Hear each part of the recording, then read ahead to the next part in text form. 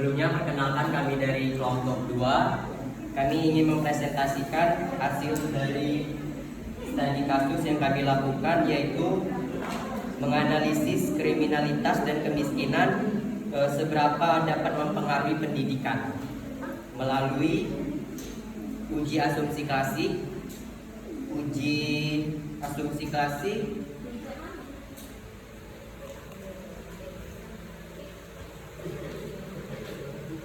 model persamaan regresi, dan koefisien determinasi.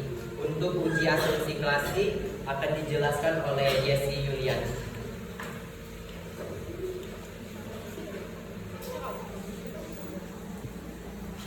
Baiklah, di sini saya akan menjelaskan mengenai uji normalitas. Uji normalitas adalah suatu prosedur statistik untuk menentukan apakah suatu data tersebut termasuk ke dalam distribusi normal. Nah, jika data tersebut tidak normal, maka perlu dilakukannya sebuah transformasi agar menjadi bentuk yang lebih mendekati distribusi normal. Di sini kami melakukan pengujian data yang menghubungkan Y kemiskinan, X1 kriminalitas, X2 pendidikan.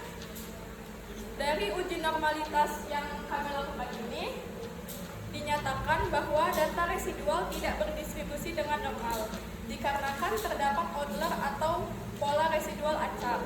Dengan demikian, asumsi normalitas tidak terpengaruhi dalam metode regresif ini. Maka dari itu, kami melakukan transformasi data yang bertujuan untuk menormalisasikan distribusi data, mengurangi skewness, mengurangi varian yang tidak stabil, dan untuk mengurangi skewness. Nah, ini di tabel yang bawah ini kan kami sudah melakukan transformasi. Nah, hasil transformasinya, asymptotic signifikannya adalah 0,0200, yang mana sebelum ditransformasi itu hasilnya 0,002, itu di bawah dari 0,05. Setelah ditransformasi itu mendapatkan hasil 0,200, yang mana nilainya lebih besar dari 0,05, sehingga dapat disimpulkan bahwa residual model regresif berdistribusi normal. Dengan demikian, model regresif yang menghubungkan antara Y kemiskinan, X1 kriminalitas, X2 pendidikan dapat digunakan secara valid untuk pengujian lebih lanjut. Selanjutnya untuk uji linearitas akan dijelaskan oleh Peggy Susantri.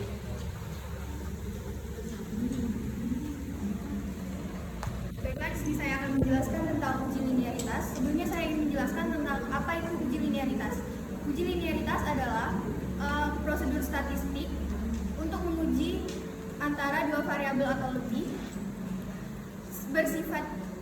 bersifat linear atau secara signifikan. Jika hubungan antara dua variabel tersebut tidak linear, maka nilai analisis korelasi atau regresi bisa menjadi tidak variabel. Tujuan dari uji linear ini untuk menguji apakah terdapat hubungan antara dua variabel independen dan variabel dividend. Dalam uji linearitas ini, jika kita ingin mengetahui apakah variabel tersebut linear atau tidak linear, kita bisa menggunakan nilai signifikan. Jika nilai signifikan lebih kecil dari 0,05, maka tidak linear. Dan jika nilai signifikan uji dari variabel lebih besar, maka hubungan antar variabel bisa dianggap linear.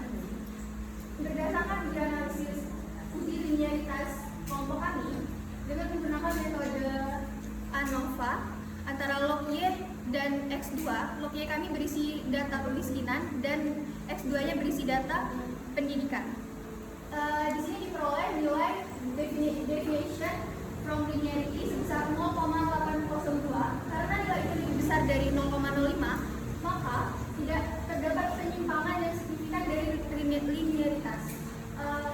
Maka dari itu dapat disimpulkan bahwa log Y dan X2 adalah linear. Dan asumsi linearitas dalam model regresi sudah terpenuhi. Terima kasih. Untuk uji heterogeneisitas akan dijelaskan oleh saya sendiri. Sebelumnya, uji heterogeneisitas adalah salah satu uji statistik yang digunakan untuk mencari varian residual dalam model regresi yang bersifat konstan atau tidak, dan untuk mengetahui suatu variabel teridentifikasi adanya heterogeneisitas atau tidak. Sementara untuk data yang kami cari itu menunjukkan bahwa variabel kriminalitas X1 mengalami heterogeneisitas, sementara untuk X2 pendidikan tidak teridentifikasi adanya heterogeneisitas. Artinya asumsi homogeneisitas pada data yang kami lakukan ini tidak sepenuhnya terpenuhi dalam model regresi.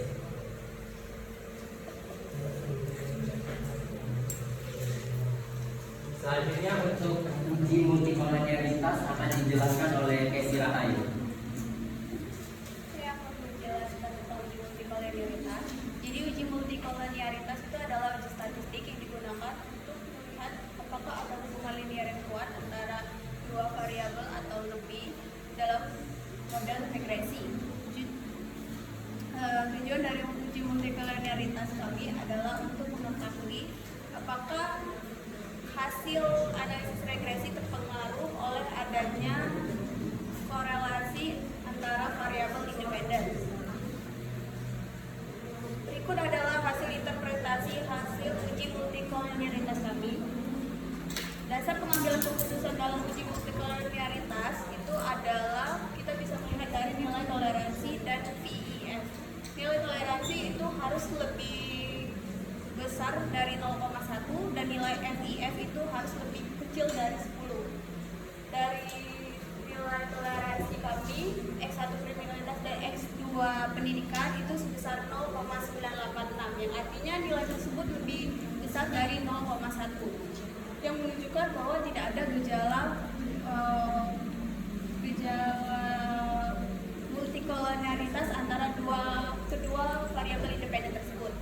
Lalu untuk hasil VIF-nya nilainya itu besar untuk uji normalitas X1 kriminalitas dan X2 pendidikan itu sebesar 1,015. Nilai tersebut lebih besar dari 10. Jadi artinya hasil uji multikolonialitas untuk VIF-nya itu tidak ada gejala masalah multikolonialitas. Hasil uji multikolonialitas menunjukkan bahwa variabel independen X1 kriminalitas dan X2 pendidikan itu tidak memiliki hubungan linear yang kuat antara satu sama lain. Dengan demikian, kedua variabel independen dapat digunakan secara bersama-sama dalam model regresi untuk menentukan variabel Y kemiskinan secara tepat dan akurat. Terima kasih.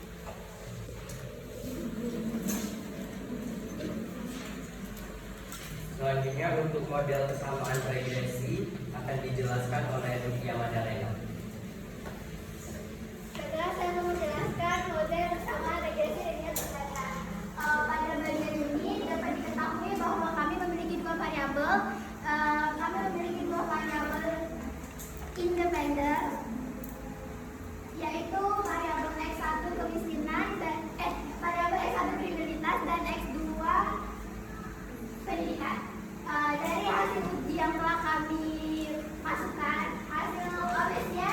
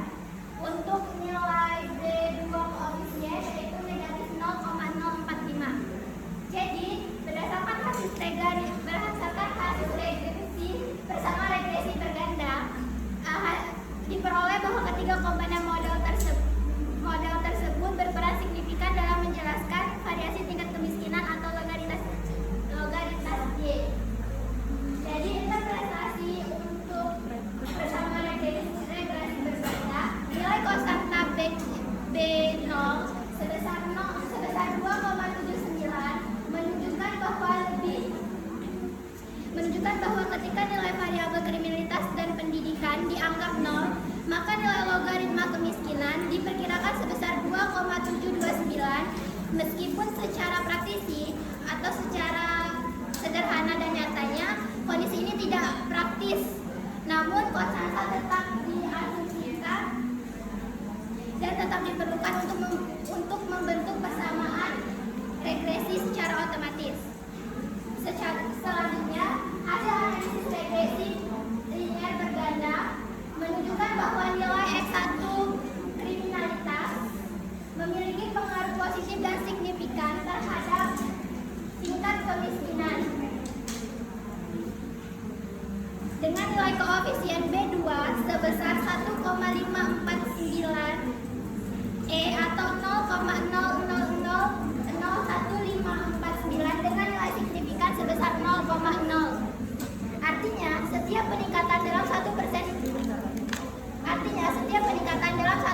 variabel kriminalitas dalam variabel kriminalitas akan meningkatkan sebesar 0,001549% angka kemiskinan dalam skala logaritma dengan asumsi variabel lainnya tetap.